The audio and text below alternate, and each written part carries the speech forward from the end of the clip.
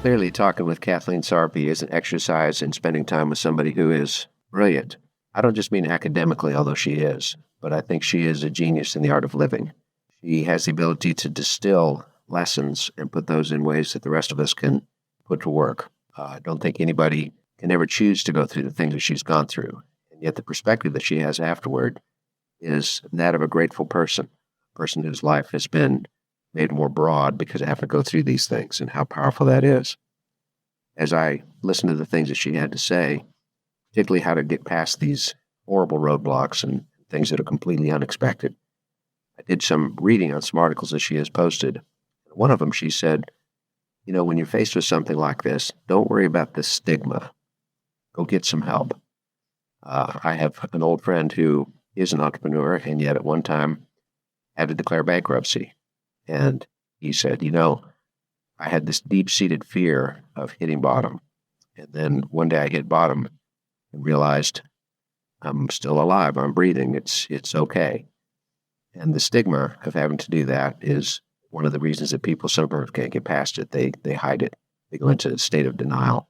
Kathleen, with her integrity, which is one of her core values, didn't go into that state of denial, nor did my friend. And when we seek that kind of help, then we can start to move forward in such a really great way.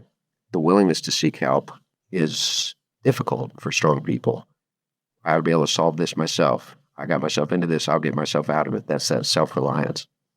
But if our world is going to become a better world, then people's willingness to give help when it's needed and to seek help when it's needed, realizing that there's going to be a cosmic symmetry to that whole thing, is going to be required for all of us.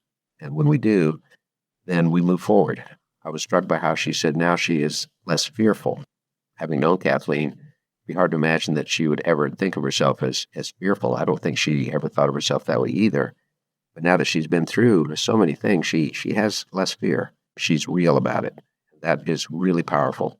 I love her illustration about life's garden, that the good that we do for people, we're sowing seeds, and sometimes that comes back to us in a temporary basis. It's like an annual, and other times it's longer term, like a perennial, which is so great.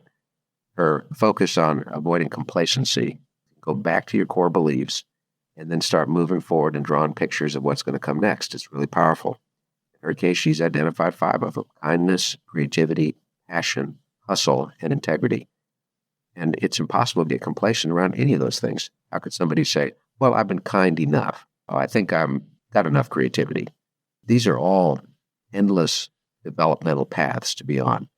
So not being complacent is not just about goals that we set, financial objectives, tangible results, but also, am I doing the best that I can do toward being the person that I want to become, and how important that is. She spoke a lot about how she had to make a shift in her own internal lens as she viewed herself. She's encouraged all of the rest of us to do that, which is really, really powerful. Resilience, setting an example, the realization that even when we're going through something, other people are still watching us, and they're expecting us to be the best we can to help them. So there's so many great things that have come out of this conversation, which are really key. Going back to it one more time, she says, remember, you got to define you first.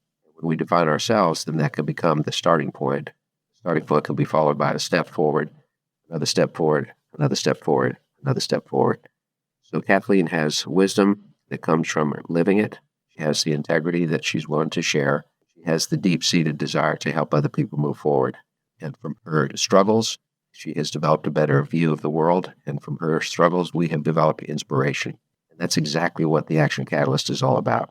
Thank you for joining me and for being a part of this. Let's be thoughtful and intentional in applying the lessons that we learn here. All of us are dealing with stuff. And some of the we deal with, nobody else really knows about, but we know about it. So let's deal, and let's do it in a conscious, conscientious way of integrity and moving forward. Thank you so much for spending some time with us today. This is Dan Moore from the Action Catalyst. Hope to see you next time.